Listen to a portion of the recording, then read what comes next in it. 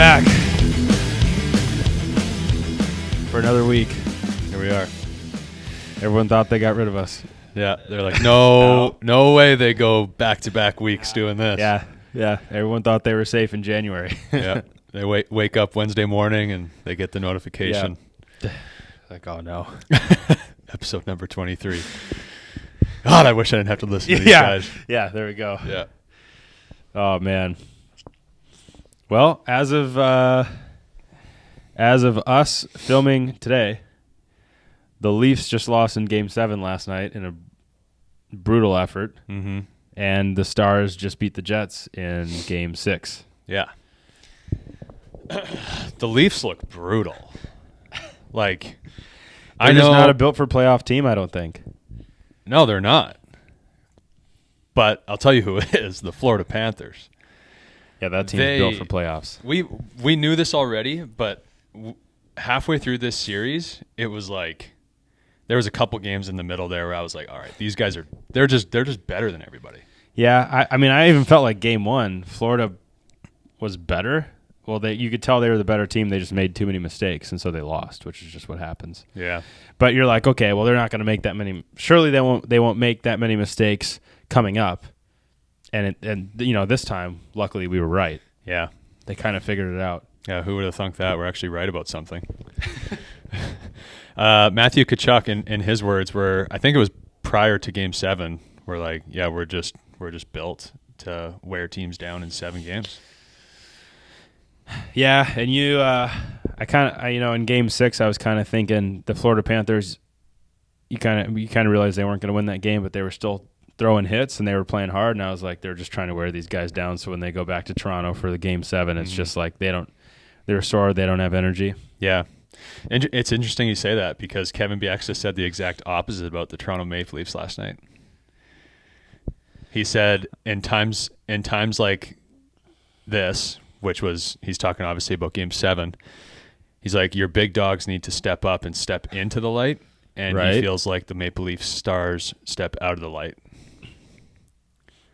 Wait, I'm confused. So he thought that they would be worn down and they weren't going to play well, or he thought that they were going to come out flying? He's just making the point. This is post-game. Right. Post-Game 7. He's making the point that he feels like the Stars of the Leafs don't show up when they need to. I guess, yeah. Because they're not dogs, man. They're not dogs like Matthew Tkachuk. Even like, think about the pickups that Florida Panthers Matthew had. Tkachuk can't skate, but he's a dog. He's a dog.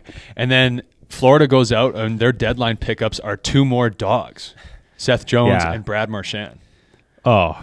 Brad Marchand is on the Florida Panthers' third line. Like, if Freddie Anderson doesn't play like Jesus Christ, he's playing really well right now. Yeah, which we potentially will get to by the end of this episode. Yeah, Carolina's toast. But if you ask Matthew Tkachuk, apparently it might just take 7 games. But still, right.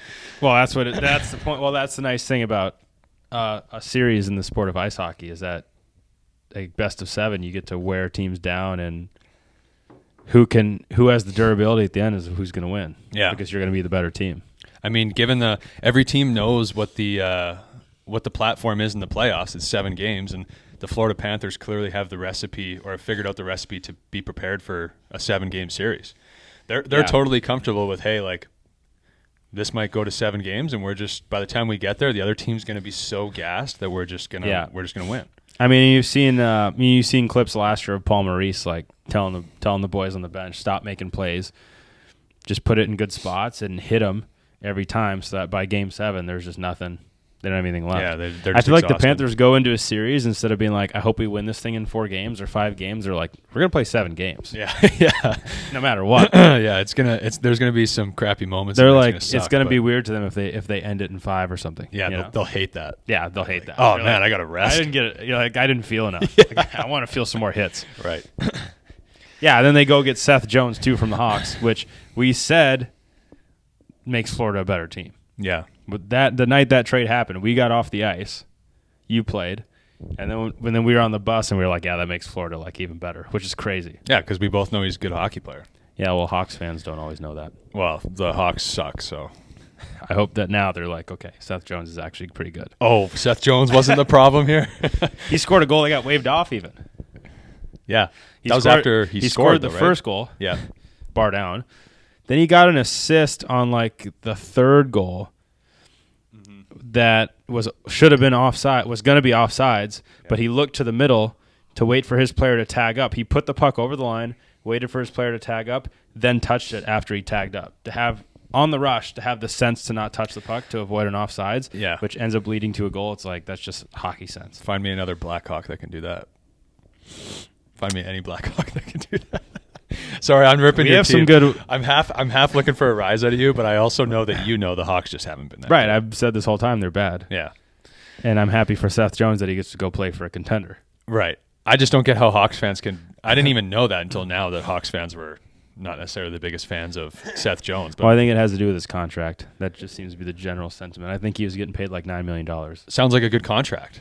Oh yeah, that's what I was saying. Is like a 6'5", skilled, hard-hitting D-man with a rocket of a shot, and he's super intelligent. Yeah, I can't imagine giving that guy money. I know.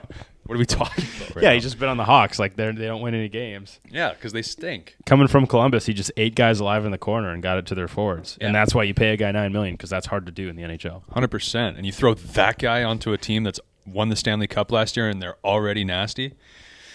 Like, you watch the Florida Panthers, where's the hole in their game? There isn't one. There's no hole. You can't have their D-core. You can't have Aaron Ekblad, Seth Jones. Who are the other D-men on their team? Forsling. Is Montour still there? No, Montour's, he went somewhere else. I can't remember. Maybe Seattle. Okay. You can't have Aaron Ekblad, Seth Jones, and Brad Marchand, and Kachuk, and Forsling. We can keep going down the list. Yeah. Sam Bennett. Yeah. We haven't even mentioned their captain yet. Barkov? Yeah. Reinhart. Like, this team is insane. Which Sabres fans will tell you he's not a dog. Shout out to TB, but he looks pretty good to me. Yeah, I think he's a pretty good player. Anyways, they've been nasty, and I think they're the favorite. They got to be the favorite. How could they not? Yeah, they got to be the favorite. It's looking like Edmonton, Florida again, but I think it'd be cool for the Stars to go to the finals, because I would like to see Jamie Benn. Mm-hmm. Yeah, you're a big Benn guy. Tough not to be a Jamie Benn guy. Yeah, how are you not? Western Leaguer. How are you not a Jamie Benn guy? I am too, but I'm just more Western of a Leaguer with no visor. Yeah, no, I'm a Jamie Benn guy. Minimal tape on the stick. But I can't say I can't honestly sit here and say out of everybody on this podcast that I'm the biggest Jamie Benn guy, because I think you are. Because you talk about him all the time. You tape your coaching stick like Jamie Benn. Yeah, because it's all about mentality around the net. Right. Yeah, exactly. At the mercy of the You're going to the net 9-year-old goalies. I'm not scoring from tops. I don't need to score. I'm not a perimeter guy. I'm going to the net. That's where I'm scoring. Right. You don't need tape in your stick when you're shoveling pucks into the net from in front. No, you don't. Taking a cross check to the back. Mm-mm. No, you don't need tape on your stick when you're playing like Jamie Benn. And he's got no visor on either. No, why would you? Yeah, why would you wear a visor? What's that? Don't need that. Yeah, so unnecessary. Why is everyone wearing one? Kidding me? All right. We wanted to discuss tryouts. Yeah. It's kind of been tryout season. Yeah. Around this time. Yeah. And we discussed this for the people that listened to this podcast last summer. During this time, we did a tryout episode. And one thing I wanted to touch on that we did that last podcast is how in the States, it seems like in the States generally, correct me if I'm wrong, tryouts for next season are in the spring. You remember this conversation? Yeah, a lot of times, yeah. But it's unless things have changed since I was in minor hockey in Canada, tryouts were always in the fall. So you'd do tryouts and then you roll right into the season, which is obviously where, like, I mean, if you want to call training camps in pro or junior hockey or really any high level of hockey, that's how they do it. So I think you and I don't think it was necessarily a disagreement on which one's better. I actually think that by the end of the conversation, I thought that the spring tryouts made a lot of sense for minor hockey. Reason that's number one that sticks in my mind is especially from a parent point of view, it's kind of nice going into the summer knowing what you're going to be getting into in the fall. Yeah, you're not trying to figure everything out. Right. There's no questions. Oh, are we going to be playing on this AAA travel team that's potentially not in the city I live in, and therefore travel is going to be crazy? Or am I going to be playing for single A or double A here? Like, you just don't. There's none of that. Whereas back home, there's you go through the whole summer, whether you're as a parent or an athlete, a goalie, with the unknown of where you're going to be. So for that reason, I think it's great. Yeah. But aside from that reason, I don't. You'll have to refresh my memory on why you think it's better than maybe tryouts in the fall, if that's how you feel. I don't know. The nice thing about tryouts in the spring is that you're still kind of coming off the season, and you're probably playing like maybe a little bit of spring hockey. So you have consistent practice with a program, and then you go right into tryouts, and then you know where you stand, and then all summer you can be a kid, right, and still work on hockey, but not have to worry about where you're going to play. Yeah, but I mean, I think and it gives you time to figure out where you are going to play if you don't make the team you want to be on. Right, which I think is huge. Yeah. I think either scenario, whether your tryouts are in the spring or the fall, I think there's an opportunity there to take time off. You know, like when most minor hockey seasons end, in March? Maybe February. You're talking about youth hockey? Yeah, youth hockey. Well, it depends. I think, February or maybe March, like nationals are in March or something. Right. So it's for most people, I think you can take the months of probably April and May off. June? Potentially June. But you know what? June is, June too. Like, you can definitely make an argument for June. But then also, I think if you're someone whose hockey season ends in maybe February, now you're talking potentially taking March off, which I think you should. Yeah. April off, which I think you should. Potentially May off. You know what I mean? Like, now we're getting to 3 months. So maybe even June. Maybe even June. But what I'm saying is maybe not June. Maybe I start getting into it a little bit in June. I think it depends on how old you are. Okay. If you're 12, hopefully you're playing baseball all summer. For 4 months? May, June, July, August. Okay. And I see you on the ice maybe once a week. Okay, yeah, I agree. I was going to say that I'm thinking in my head I want to take 2 or 3 months off. Then I want to probably get on the ice, probably doing like a private lesson with my goalie coach or something like that once a week. Yeah. You could even do once every 10 days, however you want to narrow it down, just to kind of just slowly get back into it a little bit. Yeah, I agree. And then I would say like a month and a half prior to your season. Well, when do prior seasons to tryouts usually start? Yeah, August. This is around here it's going to be August. Okay. So maybe halfway through June, July, I want to start picking it up. Right. Being on the ice, maybe you don't have to be on. It's not like you have to be on the ice every day, but no, I think you ramp it up a little bit, 2 or 3 times a week. But I mean, if you're playing baseball as a kid, you're becoming a better goaltender. Right. That translates into being a better goalie. Baseball, soccer. Anything you can do to be a better athlete is going to make you a better goalie. What about football? What about a contact sport? Yeah. Yeah? Yeah, I think You think it's worth the risk of injury for a kid playing high-level hockey to play football in the off-season? I don't know. I did it. Yeah, but you're a rig. I missed a lot of football for hockey, but I played football. Actually, you weren't a rig when you were younger, though, right? No, I played football from 5th grade to 8th grade. Okay. And then after 8th grade, I played football, baseball, and hockey from 5th grade to 8th grade. Mm-hmm. Then 8th grade, I said, all right, I'll narrow it down to just baseball and hockey. Okay. Then after sophomore season of high school, I just went to hockey. And what was the reason for narrowing it down? Just so I could spend more time focusing on hockey. But you still had baseball to...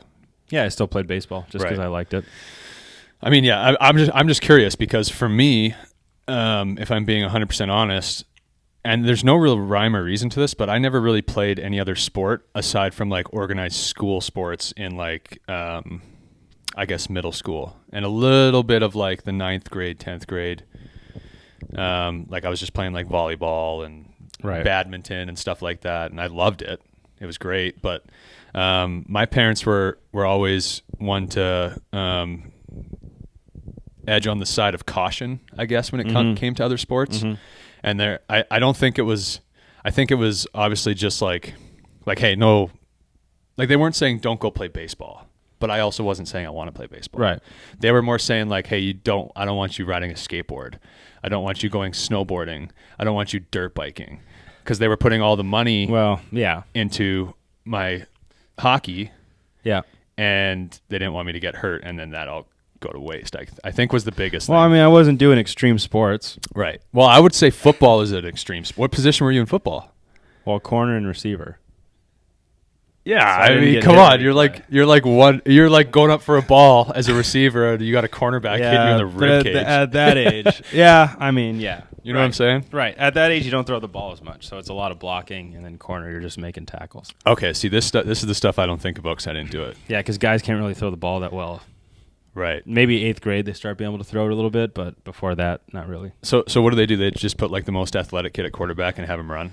Yeah, quarterback, running back, and linebacker are your best athletes. Okay. I was cornerback and wide receiver, so that tells you where I stood. They're like, put Stu at corner. No one throws the ball anyways. If you want to know who our running back and linebacker was, his name is Fred Van Vliet, and he plays for the Houston Rockets. So, and we also had another kid on that football team. He played for the Packers, and now he's on the Vikings. What was his name? Dean Lowry. Yeah, okay. You told me that. He's a defensive end. So, I mean, we had some good ball players. You had some, good we had some athletes on that team. Yeah, holy shit. That's sick. I'm like, hey, guys, I play in the SP. They're like, what's that? Good for you, man. Fred What Van is that? Vliet's making like $150 million in the NBA. That's crazy. See, I'm not a basketball fan, so I don't know who that is, but I know what $150 million is. Mm-hmm. And I know what the NBA is. He won a championship with the Raptors, so. Did he really? Yeah. So as a Canadian, I should know who he is. Yeah, I was going to say, I feel like as a Canadian, you know who that is. I just don't have enough space for basketball, man. It's not that nothing against it. You know, I'm not saying I'm neither here nor there about basketball, to be honest. Right. As a fan, I've got hockey, I've got football, I got NASCAR, I got golf. Okay, right. Yeah. The bottom line is, you should be playing other sports as a young goalie. Oh, yeah. We're talking about tryouts. We're talking about tryouts. Get us back on the rails. So tryouts. So I think it has two pieces. I think it has the actual tryout itself, but I think more importantly is what you do after the tryout. Okay. Because at a lot of levels, especially at the higher levels of hockey, what's most important is after your tryout. Which would be like, so a lot of times in junior hockey, if you want to play juniors, you have a tryout in midsummer in like June. Then you have a couple months, then you have training camp, and that's going to be the most important time. Right. Because it's relatively easier to make the team out of a tryout, but then you have to make it out of camp, and that's what's hard. Mm-hmm. Yeah. It's like we had a goalie that we train. He made a team recently, and you know, I reached out to him and the parent just saying congrats, but then I was like, you know what, now the real work starts. You know, 100%. So I think we could talk about performing during tryouts, but I think we're at the point a lot of tryouts have happened. So I think we should just condense it and talk about after tryouts how you should approach your off season or whatever time you have until the season starts, how you should approach that, whether you made the team or whether you didn't make the team, and now you're trying to make another team or play somewhere next year or get better so that the next season when tryouts come back around, you make that team. Right. So let's start with how should you approach, you just went through a tryout, and obviously you want to have a good season because your seasons are what set you up for probably what's going to help you reach your goals in the long term in the future, right? So like if you want to play juniors or college, your season is what's going to determine that. Yep. So you try out for a team, you make the team. How should you approach now how should you approach your summer or whatever time you have left until season starts? Well, let's break it down. So we're sitting here on May 19th. A lot of tryouts ended or are ending within the last 3-4 weeks or so. Yeah. So now you're basically looking at, if we just break it down by a month, you kind of roll right into June.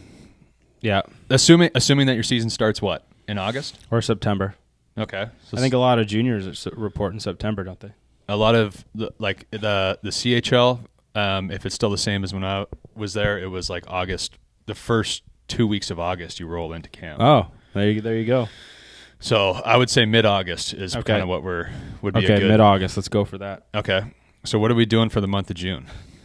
Well, I think you should start with your mentality first, because you touched on that already, and I think that's probably the most important. Okay.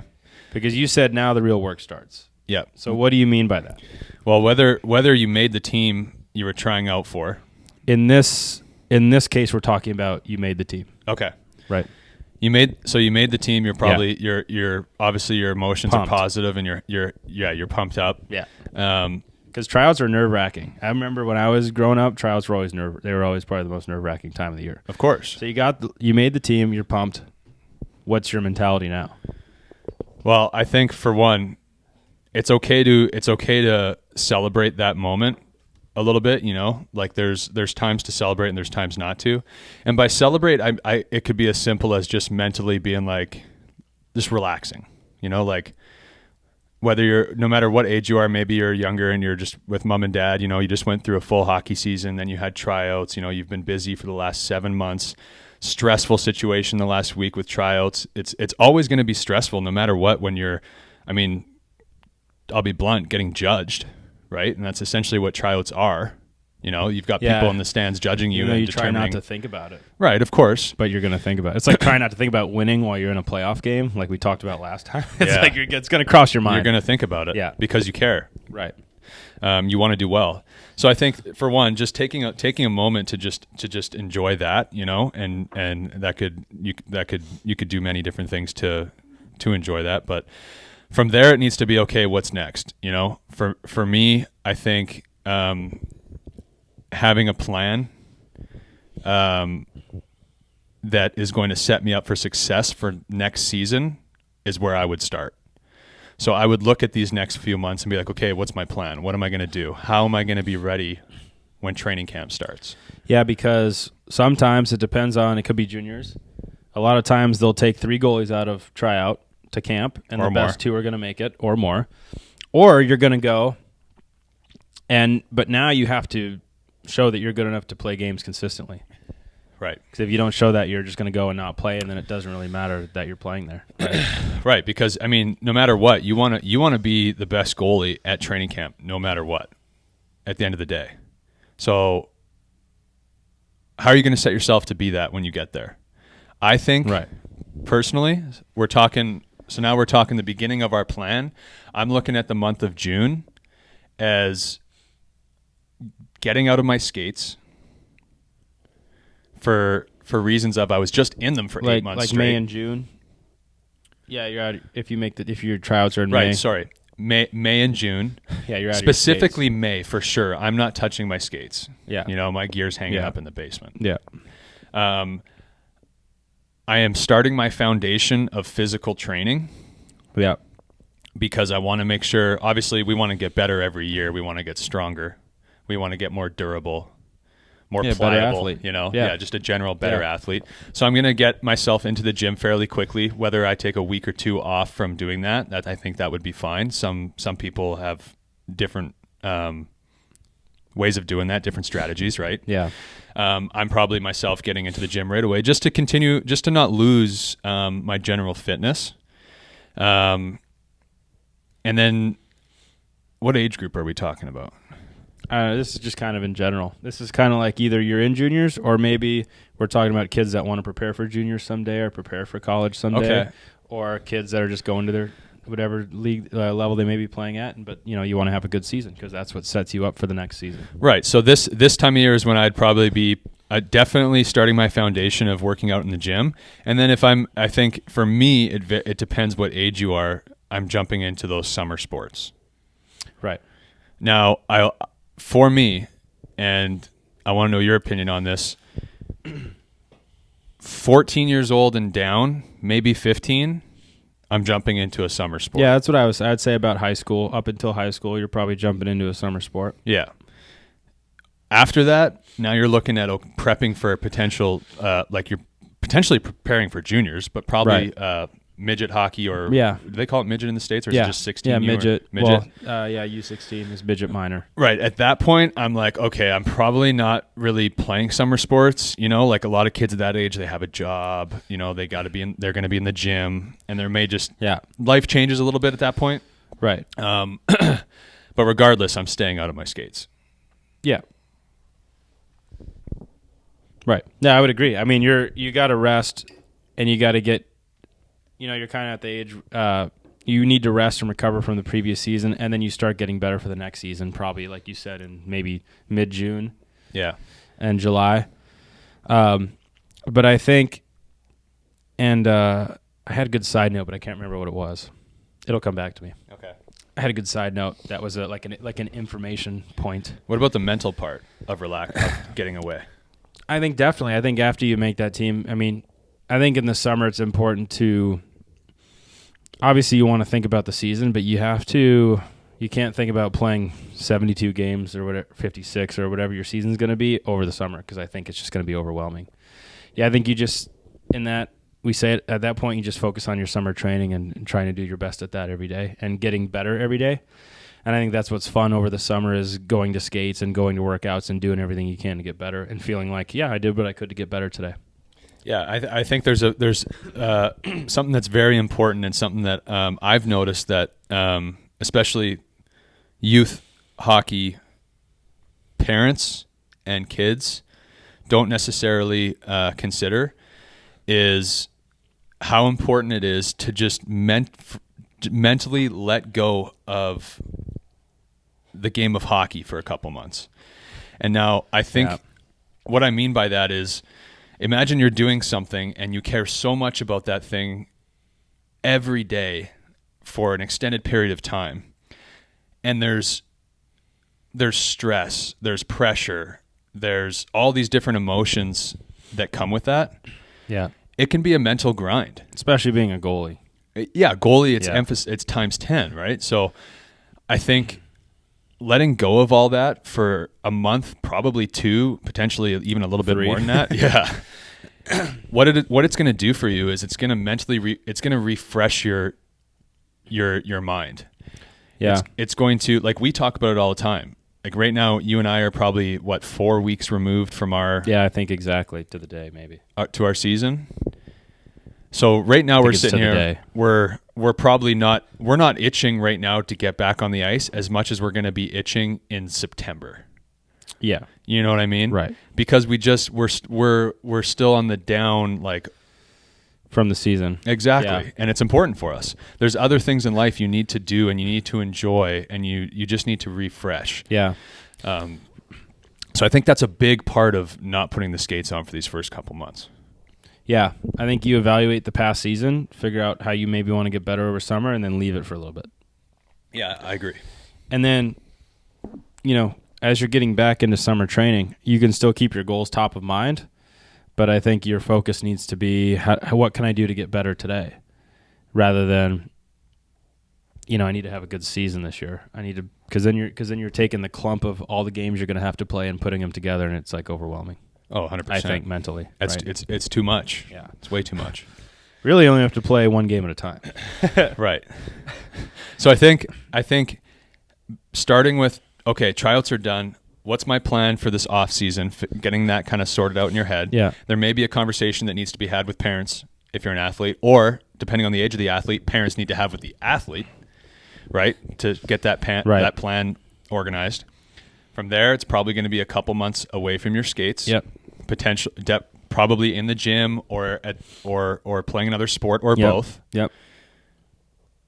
Now, when those couple months are done, how do we get back into it? How do we put the skates back on? What does that look like? Well, I think you have your goals for next season. You have a plan of how you want to reach them. So I want to skate 3 times a week. And then you just focus on that plan, and you focus on each skate at a time. You go out, you work on your game, and then after you say, okay, what can I get better at? And then that's what you focus on each day until you get to camp time. So if let's say your training camp is August 15th, when do you think you would start? When do you think you would put the skates back on and get that going? Maybe if my season ended in March, maybe June 15th. Somewhere in there. Yeah, but roughly. Not like intense. Talking once a week, maybe. Yeah. Twice, maybe. I agree. I think once or twice a week is fine until, if tryouts aren't until August 15th, and you got to keep in mind you're it's Or not training like you're camp. just fat. Like it's not like we're not talking we're not talking you're of age and you're drinking beer, or you're not of age and you're eating cake every day and you're just letting yourself go. Right. You know, keep Right. in mind at the beginning of this we said, okay, yeah, time to refresh, get in the gym and or do another sport, right? Yeah. So I think easing back into it for this, when I say easing back into it, I mean on the ice. Yeah. Once or twice a week for those first couple weeks, first few weeks until you start getting into maybe mid-July. Yeah. I think is the way to do it. Right. Yeah, and then you can go a little bit harder once you get to that point. But I think it's almost easier to improve and want to improve and get better every day if you don't make the team that you're trying out for. Yeah, because you're motivated. Because I mean, Extra you've motivated. probably seen it with a lot of guys that you've played with, not so much me because I haven't been in the same circles. But you've probably seen a lot of draft picks and guys who are like super talented, supposed to be really good. They get to a certain level, or they get to it. Maybe they get drafted or something, and then it's kind of like they take their foot off the gas. All the time. I've been that guy in certain scenarios. You know what I mean? Yeah. I've been that guy, and I always refer to that as the dumb me, or the young and dumb version of myself. Right. But I just didn't know any better, you know. Yeah, I feel like 75% of this podcast is trying to keep others from making mistakes that we've already made. But that's I would say more than that. You know what I mean? That's why this podcast exists, Yeah. right? For the most Right, part, you right, know, like we're right. here to hopefully educate people. But anyways, yeah, I would say it happens all the time at all levels. You know, there's kids that I've grew up watching, or that I still see that, you know, they go to a tryout, they make it, and they're like, oh, okay, I'm good now. Right. Or they go to a tryout, they don't make it, and all of a sudden it's like, I better get to work here. I gotta make sure I make this team next year. You know? Right. Yeah. So it's very easy. It's very easy to have success. In this example, make a hockey team, and then become complacent. And it's cliche, but You've seen it happen. there's always someone who wants your job. And there's Yeah, I someone mean, the higher you go, yeah, there's always someone who wants the position that you're in. or the position that you want. Exactly. Yeah. So whether you have success in making a team that you have wanted to make for a long time, or you get cut from a team that maybe you were on last year and you didn't make this year, or whatever the scenario is, the mindset needs to be the same. Yeah. And I'm saying I think it's easier to have that I want to get better mindset if you don't make the team. Yep. So if you make the team, you have to have the mentality that my work is just starting. If I'm going to play juniors or any team and they've taken 3 goalies or more, I could just not play. Or I could get cut in September. I made it in June, but I could get cut in September. Yeah. So if you want to follow that path, you have to say, if you're younger now, hey, I need to get used to I made a team. I got to keep getting better. Yep. Because now I need to have a good season. I need to play, and I need to play well. Mm-hmm. And actually, what I was going to say earlier that it just popped into my head, that little information bit I've had. As you get older, probably around bantam, you would know because I haven't told you the point yet. Waiting. I thought I telepathically sent it to you. As you get older, probably around bantam, tryouts honestly matter less and less. What coaches see is your past season, and they've decided whether they want you or not. 100%. So your body of work, it's kind of good because you can go into a tryout and give up 7 goals. But if you were really good last year, the coach is like, yeah, I didn't have a great tryout, but I know who this kid is as a goalie. I'm going to take them on my team. Yeah. Whereas you could be not that good and you get a good luck of the draw in tryouts and you get a shutout and the coach is like, oh, I'm taking that kid. He didn't give up any goals. Yeah. No, you want a bigger sample size.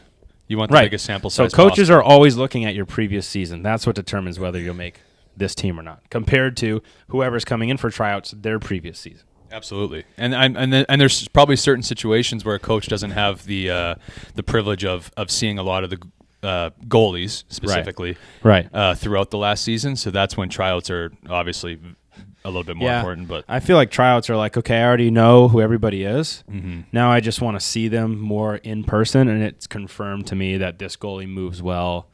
Yeah. They have good hands. They're smart. Yeah. It's just like confirmed.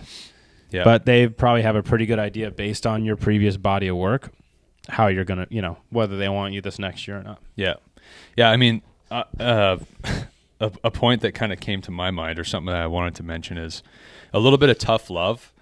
But you talk about the mentality when you make a team. Unless you've made it to the NHL, like if you're thinking, oh, I made my AAA team, like I'm sick, right? Like I just made my Bantam Which AAA happens. team, like Yeah, that happens, right? yeah, I'm the best. There are hundreds, if not thousands, of AAA Bantam teams in North America. Okay? Now, we're not even talking about Europe, which, by the way, I don't know if you've watched the NHL lately. Most of the goalies are from Europe. So if your goal is to play major junior, Division I college, play professionally, if you make your AAA, AA, whatever, if you make your hockey team and you think it's time to lean the seat back, you are going to get a slap in the face the next year. If not that year, Down the road, or that year, yeah. it's going to come quick. And then one day, and I'm talking from experience, Yeah. one day you're going to be sitting there going, what happened? You know? Right, yeah. A perfect example for me, from my experience, when I was 15, I believe, 14 or 15, I didn't make Team Manitoba. I thought I was going to make Team Manitoba, right? Yeah, that's got to be the grittiest hockey team on planet. Like Team Manitoba, Alberta, and Saskatchewan, when they play each other, it's got to be there's like 200 hits a night. Yeah. Holy cow. Couple good old boys. I can't even imagine what that game is like. It's greasy. With Team Nova Scotia. Yeah. Yeah. So 4 of the grittiest teams in the world. Right. So this is going to further Hayden's point. I don't make Team Manitoba. I'm pissed. I have the best summer in regards to training I've ever had. I dial it up 10 times more than I ever have. I burn all my fat. I was a fat kid. It all comes off of me. And shocker, it leads to success. Right. I make a junior team. I wasn't supposed to make it that at 16 years old, which then leads me to make Team West. Yeah. Which is a combined team from Team Manitoba and Team Saskatchewan. So in 12 months, I went from not being the best 2 goalies in my province to being considered one of the 2 best in 2 provinces. Yeah. Look at me, I'm sick again. How nasty am I? Yeah. No, you're not nasty. Hey, Connor, you mind grabbing me a cup of coffee over there, bud? Yeah, I'm not nasty. Thanks, though. Thanks. Right? Yeah. Next year goes by, and I mean, this is where it gets tough. It's 2 like, sugars, please. I did not make the Team Canada team, but obviously that'd be a harder team to make than Team West. But I wasn't even close Team because Canada's tough. Right, I wasn't even close because my first year junior, I was just like, I'm a junior. I made Team West. I'm sick. Oh, guess what? Fat Lotsy's back, and you're not making Team Canada, bud. You're not even close. Yeah, they watched you walk in the door. They're like, "What? No." Right. So when we talk about the importance of having the same dog mentality, whether you make a team or not, it is so important. Otherwise, you end up on the roller coaster ride that I've went through in my later teens. So I just thought that was a relevant story to tell. No, that's a good story. I like that. But I think what's great about that story is you can see how much things can change for good if you're just doing the consistent work and focusing on it. It doesn't, and it doesn't take as long as people think. It's you're one good summer of training away. Right. And just consistent, working hard, good, and just being intentional can get you can gain a lot of ground. You can, but you need to continue it throughout the season too. You can't just be me. Oh, Wayne, I got cut from Team Manitoba. I need to play really good or have a really good summer. Right. Have a good summer, then have success in making the team you didn't think you were going to make, and then you got to keep going. You got to keep going. Otherwise, you end up at 210 pounds at 5'11", or 6 feet tall.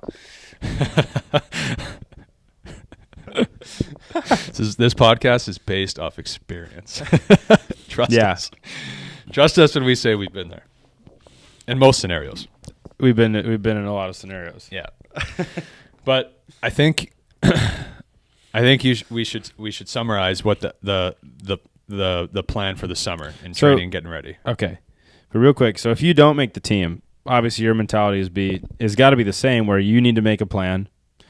I'd probably take feedback from whoever the coaches were or whatever coaches are seeing and say, how can I use this to get better? And then just work on it. Yeah. And then you'll keep getting better. And work on it consistently. And I think that it's easier to be a little more driven if you approach it the right way. You have to approach not making a team in the right way. And it also, I don't want to also say that there's a certain level that it matters you play at, because Connor Hellebuck played like Michigan high school until he went to Odessa in the Null. Right. And then he went to the Null. He didn't play in the USHL. Right. I mean, Swayman got cut from, which I don't remember which team it was when he was, 15? So there's a lot of goalies who play at various levels, but they do the right things and they end up getting success because of it. Yeah, they're consistent with it, right? Right. I mean, it seems like it's a mentality thing. Yeah, and those, I mean, there's a certain personality, but there's also situations that form that type of mentality, right? Like, obviously, Connor Hellebuck, you said he played for his high school team? Yeah. So I'm assuming that wasn't the team he wanted to play for at that time?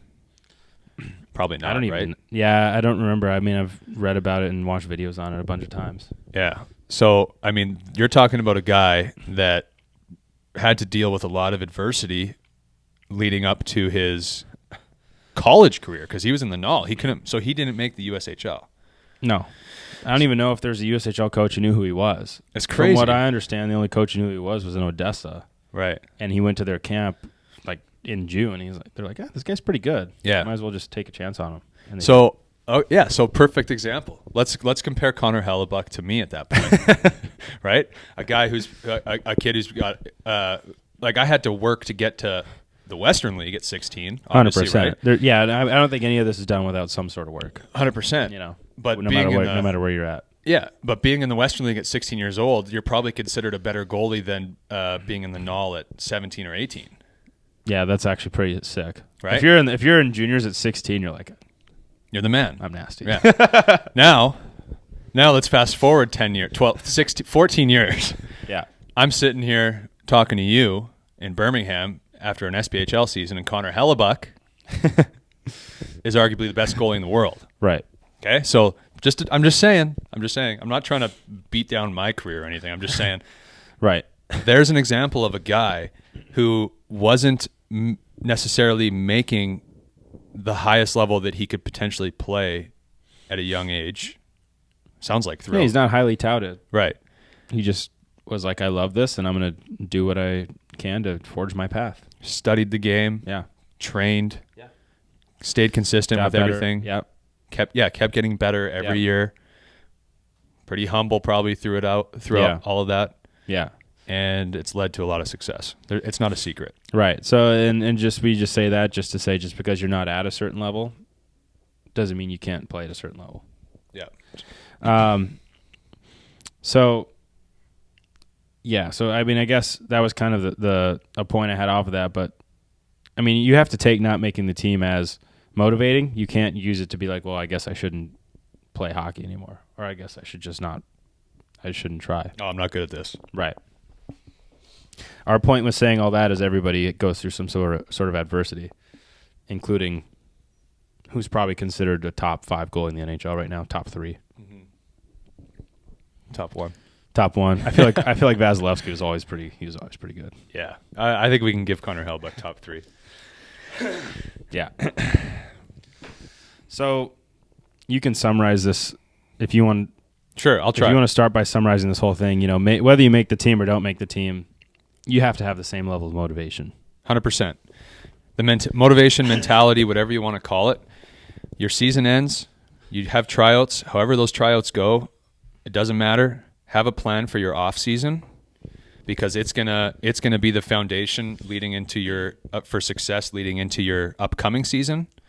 That plan, in our opinion, in many scenarios, should look like a little bit of time off from the ice, potentially getting into other sports, staying in the gym, keeping your general fitness up. When I say general fitness, it could also lead to eventually you should also do some find a trainer, some goalie specific stuff eventually, but that's a totally different conversation. Right. I think we're thinking more mentality and general structure. And then maybe a month and a half, 2 months prior to training camp, starts slowly getting back onto the ice, staying in the gym throughout this whole process. That the slowly getting back in the first few weeks may look like 1 time on the ice a week, potentially 2 times on the ice a week, leading all the way into anything up to 5 times a week. Not that I think that's 100% necessary in every situation. Yeah. But 3 times a week leading up to training camp, I think minimum. And I think that game plan for most people is going to lead you to being ready for not only ready for training camp, but ready for the entire season and having success. 100%. And I think something that, while we're talking about focus and intensity and mentality, I think something that's also important while you're doing your summer training, while you're on the ice with buddies, is I think you got to make sure that you're enjoying it, like you're having fun too while you're on the ice, while you're doing your training. As obviously pushing yourself isn't always fun in the gym or whatever, but you want to enjoy it as much as you can. And when you're on the ice in the summer for summer skates, those can be some of the most fun skates. Yeah, just a group of players just on the ice working to get better, and a mutual respect for each other. That no matter what level you're playing at, everybody's out there to get better, and everybody's focused on that. And so you're focused, but I think you're just having a ton of fun too. Because I think when you're having fun out there, you're going to be more focused and engaged. Honestly. I think so too. And I think it's easier to do that in the summer than during the season. Right. You're right. And that's what I'm saying is because I know you're training over the summer, you don't need to put some sort of stress or pressure on yourself because once the season starts, it's going to be there. Yeah. Already. Yeah. There's not so much pressure necessarily to not let goals in specifically in the off season than during the season. Right. Now the pressure, you're working on stuff. Yeah, you're working on stuff. So there should be the pressure that you're getting is probably mostly from you or your coach, but that's just because you guys both have a common goal of making you better. Right. Yeah. I think that's good. Yeah. I think that's a good overall plan. Obviously, if anyone has questions or comments, feel free to leave them. Yeah, be curious to know if anyone has a different strategy or for off-season training specifically. Yeah. Or any questions? And regarding tryouts too, just mentality and that kind of thing. Yeah. I think one thing that we didn't touch on that is relevant for a lot of people is there's things like spring hockey too. Like there are certain situations. When I was growing up, I lived outside of the big city, and it was like a zoning issue where I couldn't play the highest level of hockey in the province. Yeah. So it was always a thing. Spring hockey was huge for me to get on the ice with the highest level of my age group of players. Yeah, spring hockey, like tournament teams, that kind of thing. Yep. Yeah, if you're playing spring hockey, I think if you end in February and spring hockey starts in March and goes through May, you've probably done your spring hockey of tryouts. Now you can take June, July, probably some of August off out of your skates or once a week or whatever. Mm-hmm. Just make it feel like you have an off season. Yeah. Yeah. And play other sports if you're a kid. 100%. And I think like for me, my situation was a little bit unique, but I know there's people that with this in the same situation because there's great hockey players that come out of, or there's just hockey players in general that come out of like small towns. There's great hockey players that come from everywhere. Yeah. Nowadays. So I think the general plan that we talked about, it's situational. There's going to be situations of people playing like I played growing up, but there was tournaments I played in the middle of July. Right. Yeah. You'll have those every now and again. Yeah. So there's obviously some tweaks that you need to make, but I think generally even though we kind of went, we kind of structured a plan based off of the months inside and off season, I think the main thing we wanted to get across was the mentality. That's the most important. Of just being an athlete and trying to have the most success. 100%. But I just wanted to throw that out there because there might be people in that situation saying, well, what do I do? I have a I played spring tournaments and stuff like that too. Yeah. So be curious to know any comments or questions regarding it. Oh, yeah. Yeah. I used to wear different numbers in spring too than my regular season number. Why? I don't know. I just wanted to. I wore like cool. Yeah, I wore like 39 for the Boulin Wall. Okay. Like, Nikolai Habibulin's playing for the Hawks. I'm not going to not wear 39. Right. What are we talking about? So it wasn't just random. No, it always had a reason behind it. Yeah. You're not just like, I'm going to be number 11, guys. Yeah, no. No, there's always reason behind it. Yeah. I think we should real quick switch gears and get into the second round of playoffs for like 10 minutes. Mike, man. So, if I'm not mistaken, did Stuart Skinner have back-to-back shutouts? Yeah, he did. After everyone was saying you can't play him? Mm-hmm. Okay, well, I don't think there's any... To close out a series. Nothing more to be said about that. To close out a series. To close out a series. By the way, Stuart Skinner's save percentage in games like 5 through 7 the last 2 years is like a 950. So I think he's okay. What's that like? Right. Yeah. I don't know. I think he's doing okay. Just to refresh people's memory, like this last year, it was like a thing. The first like 3 or 4 games of every round for the Oilers last year, it was like Stuart Skinner's head was on a stake. That's how it's always been. Yeah. But you and I are just like, everybody just chill. Just chill. It'll be fine. That's right. And then, back-to-back shutouts. Thanks, guys. Yeah. And then they just win the series. Yeah, they just except win, for the last so. one. But that's that was game 7. And they came close. they scored 1 goal. They came very close. Yeah. Well, it's hard to win when you score 1 goal. Yeah. So, and then, obviously, Freddie. Oh, my gosh, Freddie Anderson is just nasty. Okay, Freddie Anderson is so good. I have a hard time watching those series because it's just like Canes and Caps, and it's just, I don't know. For some reason, I'm not as into it. Yeah, me too. But I love watching Freddie play. I don't know why that is, though, because like we like both those goalies, especially Freddie. You're a big Lindgren guy? No. Okay. No, I like the other guy. Oh, who is not Lindgren? Yeah, wait. Thompson, sorry. Yeah. Who's Lindgren? He's the other guy that plays for the Caps. Yeah. Right.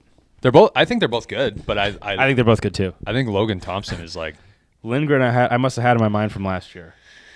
Yeah. Thompson and Lindgren. I think I sometimes get confused. Well, they're both southpaws, which is weird. So maybe they're more categorized in my brain than I realize. Yeah, I think so too.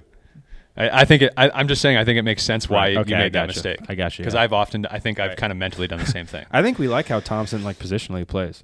I think he battles. He battles. Yeah, I like him a lot. I think he's a little bit wonky at times, but he does get wonky. Could be a little bit of southpaw stuff in there. Right. Like it's just southpaws are going to be a little wonky. Yeah. But anyways, Freddie Anderson is, in my opinion, if this guy wasn't made of glass, and I'm saying this while I'm wearing a sling, so keep in mind I'm aware of that. If this guy wasn't made of glass, he would, I think, quickly sneak into our top 5 goalies in the NHL. Well, you got to remember, on Toronto, Babs would run him for 65 games a year. He was never made of glass when he was that age. Good point. He's still recovering. Right. Yeah. That was 7 years ago. I know. But he's just so good. The way Freddie, he plays, I think we both agree, positionally, he's so good. He's athletic. He's so intelligent. His reads are insane. Yeah, and I'm glad that he's doing well this year because last year against the Rangers, he was struggling a lot. Remember, he'd give up weird goals from behind the net and stuff, which we know why they happened. They're more than understandable. It's just Freddie's probably I wouldn't want to give that one up. You might know more about this than me, but I'm pretty sure the story goes something like this with Freddie. He actually said he was drafted by Carolina, by the Hurricanes. Okay. I believe. All right. 95% sure. Didn't want to play for the Hurricanes. This is all you. This is all me? Yeah, Do you know what I'm talking about? No? Not okay, really. I'm going to tell the story. Not enough to say. I'm going to tell the story, and then next episode I'll confirm whether I could speculate, but I don't know enough to say. Freddie Anderson got drafted to the Hurricanes. Didn't want to play for the Hurricanes. Kind of forced the situation of being traded to the Ducks. That's where he got his start, yeah. Yes. Played for the Ducks, played for the Leafs, and then went to the Hurricanes? Yeah. My point is, if what I'm saying is true and it's not total BS, I find it hilarious how he was I don't want to go play in Carolina, and then now he ended up back in Carolina anyways. Yeah, he's I'm good, and now the team is good. Yeah, I'll go play for Carolina. Sure. So there's just something that's always been in the back of my mind about Freddie, this guy, knows what he's doing. Yeah. He just wants to win, which I respect, but yeah, and the Ducks were making playoffs every year when he was on that team. They just had to face the Blackhawks, and it's or the Kings. Right. If I remember right. I just don't know if my personality is this team's not good enough for me to play on. No. So I really need to confirm this story before I go any further. No. Yeah, I think you should confirm this one. But I'm 95% sure this is legit. What I will say is that I think Freddie, he's very calm. And I've seen clips sometimes of him getting scored on because he's so calm. Mm-hmm. Because, you know, when you're in the net, you have to find that mix of intense, like I'm moving around everywhere, and I'm calm, where I'm just like I'm in positions. Yeah. And I feel like sometimes every goalie, because I've been through this, I feel like I still work on this. Every goalie gets that balance of calm and intense, like out of whack sometimes. But I feel like Freddie's right now is really good, where he's positionally sound, moves around at the speed he needs to be. He's not ahead of the game. Mm-hmm. He's and then makes athletic saves when he needs to. I feel like last year he was fighting a little bit. Yeah, I don't really remember too much about him last playoff. And the Canes play good playoff hockey. They just bore you to death. Yeah, man on man in their own zone, aren't they? I don't remember. That's another thing I'm like 95% sure on. You have to look at that, really too. need you to confirm the last 5%. Okay, but we were already talking about this morning. So we had to talk about this for like a couple minutes. Okay. Joseph Woll. My man. Game 7. We think he's good. Yeah. But what was going on last night? I feel like we got to break down because he got a shutout in Game 6, right? He's a good goalie. Game 5. Game 5? 6. 6? Which is sweet after getting pulled in Game 5. Yeah. And they lost like 6-0. Yeah. But watching the game last night, we feel like some of the goals he played them. He should have played them better, and he played them unusual for how he typically plays them. Yeah. Or at least for how he plays them when he's dialed in. When he's dialed in. So the first goal, that's going in no matter what. Oh, was that the Seth Jones rip? Yeah. Yeah, that was... I got an idea. Maybe don't have your D squeeze outside the dots when there's a guy coming through the middle and there's no back checkers. Morgan Riley. Yeah, what was he? He was like caught on an island out there. He didn't really do anything. I don't know. He went to the wall. He shouldn't have. Yeah. So. Can't do that against Florida. No, because even like Seth Jones, who I feel like is the D are joining the known rush. for his defense, yeah, is going to make you pay. Yeah, he's like, oh, look at this. Look at this late opening 2-on-1 up. all day. I might as well join on this. Yeah. So he goes far side, bar down. That's going in. That's going in. Good luck with that one. But the second one, that was the shot from the half wall, tipped, rebound, put in far side. Such a hard play, man. It's a hard play, but we talked about this. We feel like he shifted too far outside of the net. He did, but he's expecting it to like come up. It gets tipped, hits his pad. Right. Right? Is that the second? Yeah, we're talking about the same one. But even then, even if you think it's coming up, you can't shift out of the net. Use your hand? Yes. Yeah. Or I wouldn't even, because if it's missing the net and I reach like this and there's a tip and it tips it in my hip hole and it goes in, I'm an idiot. Okay, so it was missing the net. I don't know for sure. I know it got tipped. Okay. I didn't see a good sight line of it getting tipped. See, yeah, I the only view I can remember is it was like the back behind his blocker corner camera. Right. That's the one I'm thinking of too. Yeah. But you could just tell from how he slid that he's a little too far over. Yeah. Now, definitely. Overlap with your shoulder covering the net, that's one thing, but I feel like he was a little outside the post. Yeah, I would agree. So what happens is now his momentum's taking him to the left. It hits off his right knee because it always does. Yeah. Yeah. In that situation, that's just what happens Why to you. wouldn't it? Right. Why wouldn't it? And then it goes to a wide open Essa Lindell, maybe. I don't remember. Goes to a wide open Panther in front. And he just rips it in because Yeah. that's just what's going to happen in that situation. Did it go over his pad? I think so. Now, what's cool about that is how explosive and fast he was to get back over and get something there to potentially make that save. But this is what we talk about all the time. He put himself in a bad spot before that play happened, and that's what happens to you. Yeah, if he puts himself in a better spot on the initial shot, he probably gets over to that puck and has a better chance of making the save. But we feel like or maybe that guy misses the net or hits the post or something. Yeah. But we feel like he usually would just drop straight down. You know, his shoulder and his shoulder's covering the top short side, and so is his glove, maybe by his hip, because you don't need to reach out because you're on the short side of the net. Yeah, it gets tipped far side, hits his pad. Instead of going the wrong way and having to come back, he's just still. He might squeeze his knees in to make that save, which is okay. You're just going to have to. Just a reaction thing. And then he's going to push over to that far side post and just be there in his butterfly. And if he still gets scored on, it's like, okay, I did the right thing. And that's what happened. Yeah. No, trying a little too hard probably, Right, because you get scored on, again, it's all related. is all circles back. You're like, I want to win. This is game 7. I want to win. I need to make the next save. Keep in mind, everything we're saying, we understand. Like, we're not judging because I'm the exact same way. The only reason I know that he's thinking that is because I'm constantly thinking that. 100%. We're guilty. It's me. Yeah. I'm really talking about myself right now. Yeah. Okay, but to further that, on the third goal, break that one down because I think there's a lot of signs of him trying a little too hard. Well, it's the same thing. So the third goal, did he make a save or did it hit someone in front and bounce to the kind of under the bottom of the circle? This was the one where it hit his pad, short side pad, right? Yes. And then went to a guy on that short side, like maybe dot. Yeah. And then that guy fed it across to the slot. Right. So this was maybe Seth Jones avoiding the offsides by not touching the puck on entry, by the way. Yeah. Hawks fans. Yeah. We touched on that already. Right. But I had to reemphasize that because I think we're paying him to play for the Panthers, but I think we retained his salary, by the way. So anyways. You're paying him to win the Stanley Cup this year. 100%. Go get it. Yeah, go get it, man. Oh, you've been in Chicago dealing with that too long. So anyways, it goes short side pad. Now, usually he would push to his post, right? Because the puck is kind of under the bottom of the circle, short side. Off the initial rebound, yes. Yeah. He would push into his post. He pushed in the front of his post. Mm-hmm. So now, when that puck goes back across to a guy, and now we're saying he should have had the backdoor play. Now that I'm thinking about it, he should have had the short side to backdoor play. You're just saying how to play this better. That's right. all you're doing. If you give yourself the best chance to make a save, you might. Okay, you want to give yourself the best chance to make any save. Yeah. Sometimes you're still going to get scored on. Yeah. If you put yourself in a bad spot and they score, you feel like you like. I didn't give myself a suck. chance. Yeah. Right. If you do it and they still score, you're just like. What else can I do? Well, I did it. I played it pretty well. I would have still liked to make the save. Yeah. So exactly. you're not happy either way. And you want to be that guy. You want to be the latter.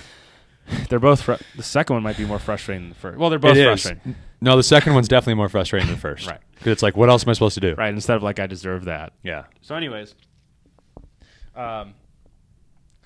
so he's after the rebound, he pushes over in front of that post. Now, if that guy shoots it, it's going to hit him all day. But he doesn't have as much of a chance for the backdoor play. Mm-hmm. So if he just goes into his reverse and is flat, now he can just bump across for that backdoor one-timer. And instead of having to do the splits and reach, which is what he had to do, which is, again, his athleticism is crazy. Yeah, because it went through him. You can just push across in your butterfly and hopefully it hits your pad. And that's where like Helly has like experience and does that. Mm-hmm. And Wool, I think, is still getting into that. Yeah, now in playoffs, they both have like, they could be both jumbled in them. Well, everybody is. Yeah. So anyways, he should just push into his RVH and then he can just bump across to the middle. Now, what's annoying about that is that he's still got a lot over there, and the guy accidentally went back through him 5-hole because that's always what happens. Yeah. You're like, obviously this guy's going short side, but then he fans on it back through you 5-hole, off right? Your knee and in. But when a goalie's in desperation mode like he was kind of in that play, it's too like many holes. There's too many holes, and a good player is going to be like, oh, this guy's flying across. I'm going to put this back against the grain through his legs. And players are actually pretty smart about looking 5-hole when 100%. They open you up. Players are smart, man. Just like Scheifele did on Ottinger in Game 6. Yep. Where he pushed and it. He barely He opened was up. waiting for Ottinger to open up, though. But like he barely did. Well, I was thinking Otter probably didn't have to.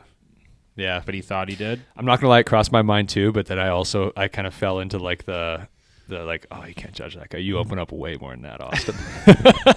Right, but then you're like, I didn't need to. You're like, I didn't need to open. I'd be laying on the ice. You're already in the split. Shife would be like, that was so easy. Did you guys see that? You're actually injured. You're Yeah. leaving the game after that.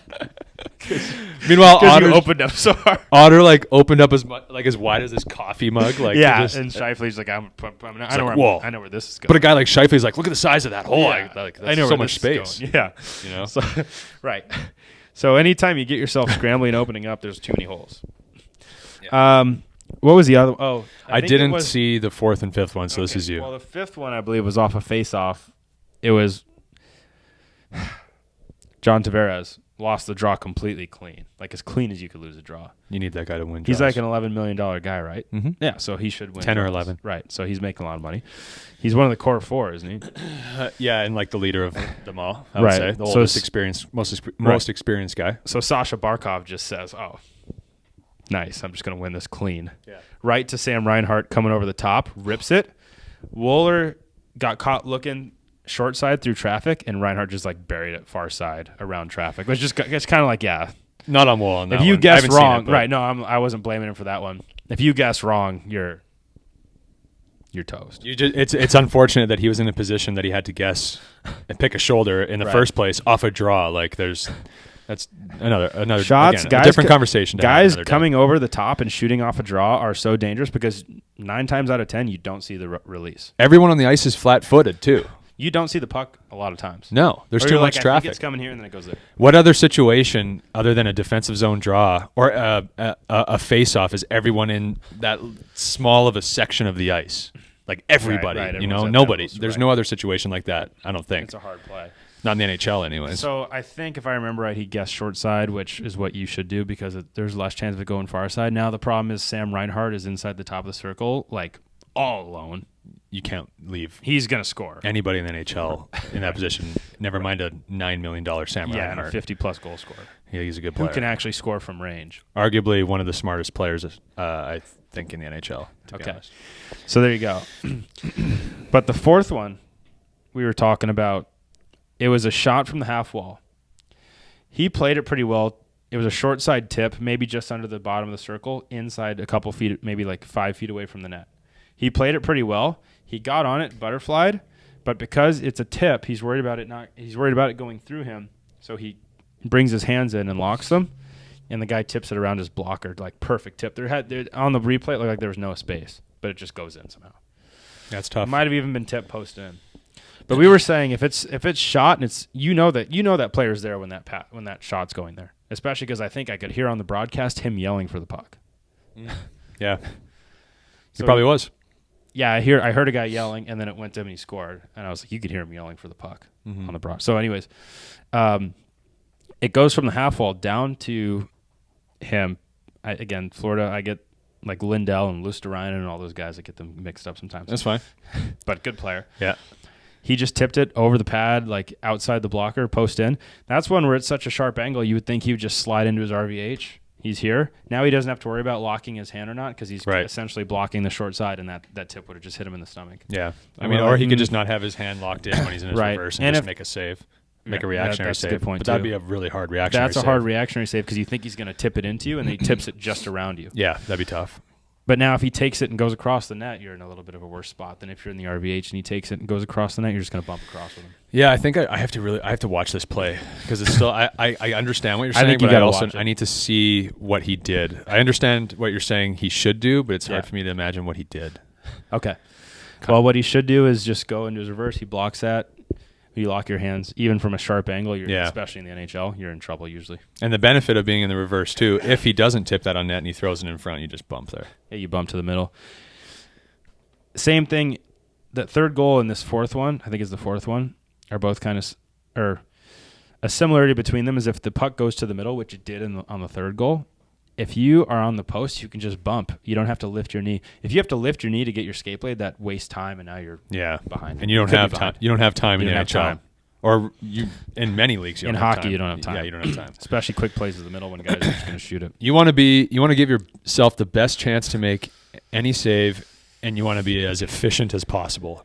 And Yeah. in goaltending, oftentimes efficiency is relatable to making the least amount of movements as possible. Right. So picking up your foot or an extra push, or instead of this is for the goalies out there. Instead of doing a swivel and doing the Demko where it's like the Boom, boom. Yeah, the push to the middle Yeah. just to go back in. Yeah.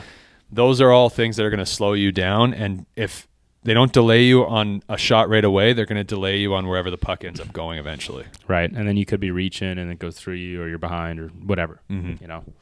But this is a common trend, like not playing, like these types of plays are common trends for goalies. I think we can both agree that we've noticed when they're chasing the game and they're not necessarily dialed in, or they're trying too hard. Yeah, and I think we got to go through maybe the definition of what gets you chasing the game, but I think it's just trying. You just want to try so hard to stop the puck rather than just, again, like we said last week, relaxing and letting it come to you. Yeah. I would say trying too hard, a lot of goalies wouldn't admit this, but not trusting yourself 100%, not trusting your game 100%, all leads to Well, chasing. you feel like the you're game. not seeing the puck. It's hard to trust yourself. Yeah. Maybe you start guessing a little bit. It just is what it is. Yeah, you're trying to make reads. You're trying to read a play before it happens. Yeah, instead of just instincts. Yeah. But we're not saying any of this to rag. We're just breaking down goals from last night and how they could have been played better if you watch that game and if you're listening. Right. Just to be as a goalie like, oh, yeah, that makes sense. Mm-hmm. It doesn't matter because his team scored 1 goal. Yeah. So. And he also, you're right. We got dominated. We like Joseph Woll. He had a fantastic game the game prior. He obviously got a shutout. We've seen him, in my opinion, I've been a big Woll guy. I vocalized that to you. Yeah, I think I said that on this podcast last playoff. I like him too. I think he's going to be really good in this league for a while. Yeah. It's just there's a little bit of inconsistencies. It's on a game-to-game basis. There's a little bit of inconsistency. Yeah. Oh, my gosh. Inconsistency. He's a young guy. He's a young guy. It seems like he just needs to get a little more comfortable in his own skin in the NHL, and then I think he's going to have more success when he becomes more consistent. And it's not easy in playoffs, right? Like you've seen Bob last year in the finals. Had some tough games. Yeah. He's one of the best. You've seen Vasi last year against Toronto or 2 years ago, I don't remember, but facing Toronto in the first round, they got booted by Toronto in the first round. Yep. You've seen a back-to-back Vezina winner this season and last season struggle. Yeah. I mean, we're talking about guys that have long-time resumes and are great goalies that struggle in playoffs too. Yeah. And it could be something. There's something to a series as well.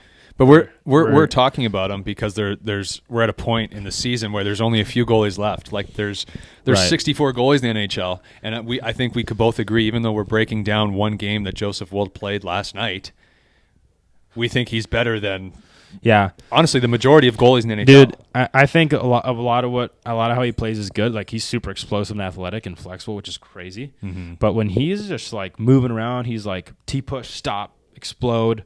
The puck just hits him in the chest, and he just covers it, or like it just sticks to him. Yeah, man, it looks so good. It's so nice to watch. It's just so satisfying. Yeah, I agree.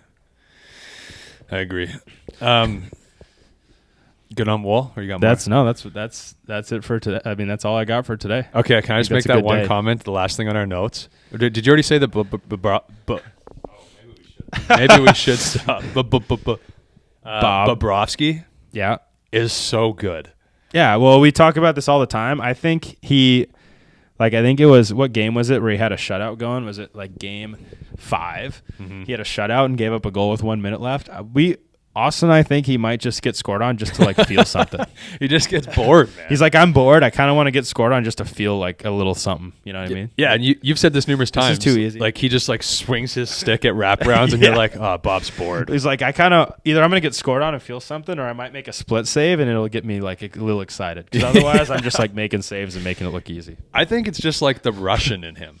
It's like the Russian style of goaltending, you know, like every once in a while it comes out in him where he's just like so athletic. And he's like, watch what I could do, you know? Yeah, that guy. Yeah. I mean, whenever he does it, it seems like he gets caught and gets scored on, but he does a lot of crazy things. Right. We can't figure out why sometimes he'll just do something wild and get scored on. And it's like, what are you doing? I think it's just because he wants to feel something, man. I think we have it figured out. Yeah. Yeah. I think you're right. He just wants to feel it. Yeah. he just gets bored. We've said that when we're coming back from injury. Like, man, I don't care. I just want to play some hockey. Yeah. And I don't care if I get ripped for 5. At least I'll just feel something. Mm-hmm. You know? Yeah, you just got to feel it. Sometimes you just need it.